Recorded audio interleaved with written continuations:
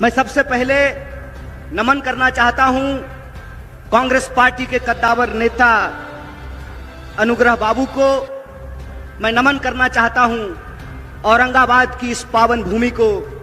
और आप लोगों से सबसे पहले मैं ये साझा करना चाहता हूं, सामने पीछे जो वो सीमेंट वाला मंच दिख रहा है ना, सबसे पहली बार इस गांधी मैदान में हम उसी मंच पर आए थे जब बिहार के, पूरे बिहार के सूबे बिहार में 3800 जिले में जनगण मन यात्रा लेकर के हम चल रहे थे। और उस जनगण मन यात्रा की यही मांग थी कि हम बिहार को फिर से अव्वल राज्य बनाना चाहते हैं। बिहार की जो गरिमा है उस गरिमा को वापस लाना चाहते हैं और बिहार की जो संस्थाएं हैं, बिहार के जो विश्वविद्यालय हैं, उनका मान सम्मान वापस दिलाना चाहते हैं। मैं आप सब लोगों को याद दिलाना चाहता हूं कि जो पटना यूनिवर्सिटी है उसको ईस्ट का ऑक्सफोर्ड कहा जाता था और दुनिया के महान वैज्ञानिक, कलाकार, साहित्यकार, इतिहासकार, तमाम तरह की विभूति पटना विश्वविद्यालय से निकले। मेरी भी पढ़ाई लिखाई मगध यूनिवर्सिटी से हुई है और मगध क्षेत्र के एक बड़े मशहूर मगही कवि हुए जिनका नाम था मथुरा प्रसाद नवीन। और मथुरा प्रसाद नवीन कहते थे, भूख से तड़प के मरवा काहे, मरने होते लड़के मर जा। जुल्मी बढ़ला तहू बढ़ी जा, भूख से तड़प के मरवा काहे, मरने हो तो लड़के मर जा। मैं समझता हूं कि बिहार को, बिहार की एक एक आवाम को यह बात याद करने की जरूरत है कि हमारा गौरवशाली इतिहास क्या रहा है, हमारी ऐतिहासिक परंपरा क्या रही है। यह बात मैं इसलिए कह रहा हूं कि भारत जोड़ो न्याय यात्रा के क्रम में जब हमारी यात्रा मणिपुर से चल करके विभिन्न राज्यों से होते हुए 33वें दिन एक बार फिर से जब औरंगाबाद की महान भूमि पर पहुंची है, तो मैं एक दर्द आप तमाम लोगों से साझा करना चाहता हूं।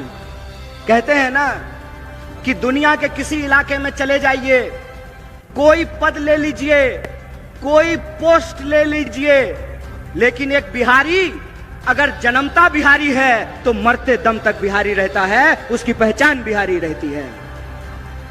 और हम जहां भी जाते हैं हर जगह लोग ये सवाल पूछते हैं कि अच्छा कन्हैया ये बताओ कि बिहार में क्या हो गया। और उस वक्त मैं बड़े अफसोस के साथ आप लोगों से यह दर्द साझा कर रहा हूं कि मेरे आंखों में पानी आता है और पहली बार जिंदगी में आंख शर्म से नीचे झुक जाता है, क्योंकि बिहार में, पटना में जो बैठे हुए राजनेता हैं उनको नहीं मालूम है कि अपनी राजनीतिक अवसरवादिता के चलते बिहार की भूमि का पूरी दुनिया में ये लोग अपमान कर रहे हैं। ये भूल गए हैं कि बिहार कौन सी धरती है और बिहार ने किस तरीके से दुनिया को सत्य और अहिंसा का पाठ पढ़ाया है। बिहार सिर्फ सत्य और अहिंसा की भूमि नहीं है, बिहार मोक्ष की भी भूमि है और पूरी दुनिया के हिंदू मोक्ष लेने के लिए, मुक्ति लेने के लिए बोधगया में पिंडदान करने के लिए आते हैं। और पूरी दुनिया को सत्य और अहिंसा का पाठ पढ़ाने वाला महात्मा बुद्ध पैदा सिद्धार्थ हुए थे, महात्मा बुद्ध नहीं पैदा हुए थे। लेकिन सिद्धार्थ जब बिहार की धरती पर आए तो पीपल के पेड़ के नीचे वो महात्मा बुद्ध हो गए, उनको ज्ञान की प्राप्ति हुई, वो महात्मा बुद्ध बन गए। आप सब जानते हैं ये कांग्रेस पार्टी का मंच है और आप सब कांग्रेस पार्टी के शेर दिल कार्यकर्ता हैं, जिंदा दिल इंसान हैं आप लोग।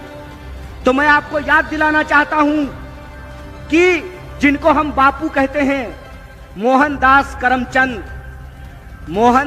करमचंद जब बिहार में आए तो वो मोहनदास थे। बिहार की जनता ने उनको महात्मा गांधी बना दिया, बिहार की जनता ने उनको बापू बना दिया।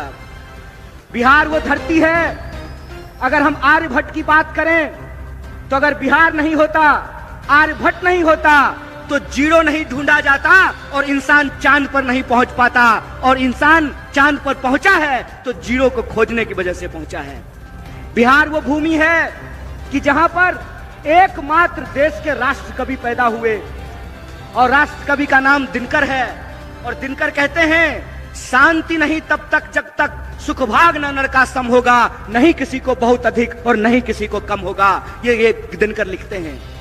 ये बिहार की जो ऐतिहासिक परंपरा है, ये बिहार की जो गौरवशाली परंपरा है, उस बिहार की गौरवशाली परंपरा को धूमिल करने का काम किया है भाजपा ने।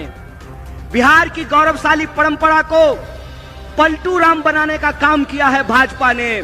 इसीलिए मैं आप तमाम लोगों से एक अपील करना चाहता हूं, सवाल चुनाव जीतने का नहीं है, सवाल किसी को मुख्यमंत्री और प्रधानमंत्री बनाने का नहीं है।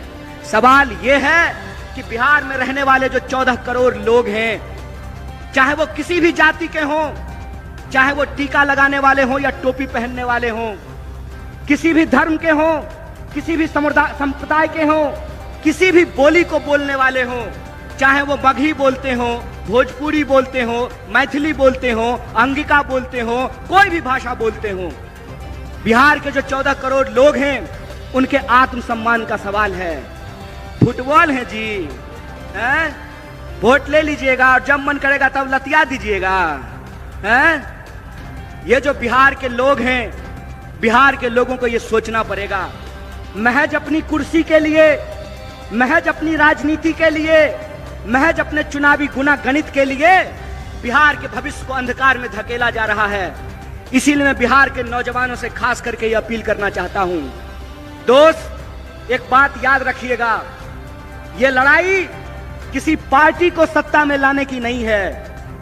ये लड़ाई इस बात की है कि अगर हम इस देश के नागरिक हैं तो हमारा हक इस देश के दूसरे नागरिकों के बराबर है कि नहीं है। लड़ाई इस बात का है कि अगर इस देश में गृह मंत्री का बेटा कौन है, बोलिए ना जी, आपको ईडी से थोड़ी डर लगता है। अरे आप लोग तो ईमानदार लोग हैं। आपके घर पे अगर इनकम टैक्स वाला आ जाएगा तो उल्टे उसको चाय पिला करके जाना पड़ेगा। आपको घबराने की जरूरत नहीं है।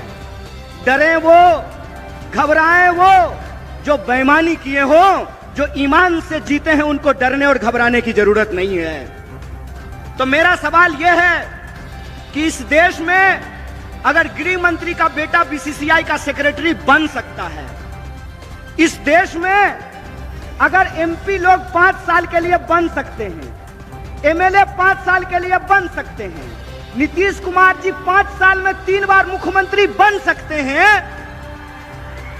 तो हमको भी नौकरी देनी पड़ेगी। बोलिए गलत बोल रहे हैं कि सही बोल रहे हैं?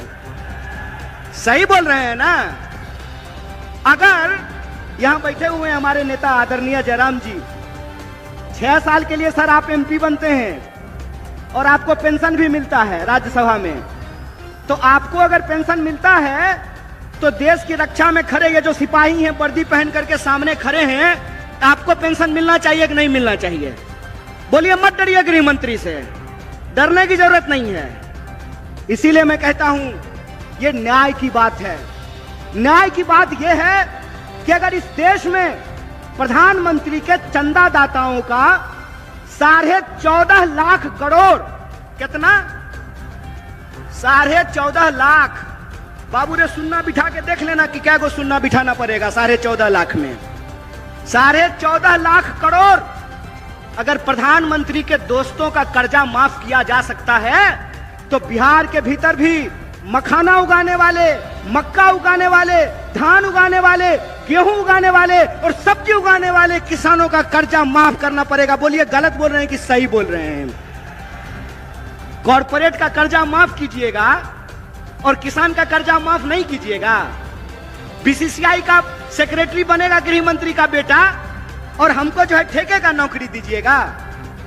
मंत्री बनेंगे 5 साल के लिए, प्रधानमंत्री बनेंगे 5 साल के लिए और अग्निवीर योजना के तहत हमको 4 साल का नौकरी दीजिएगा।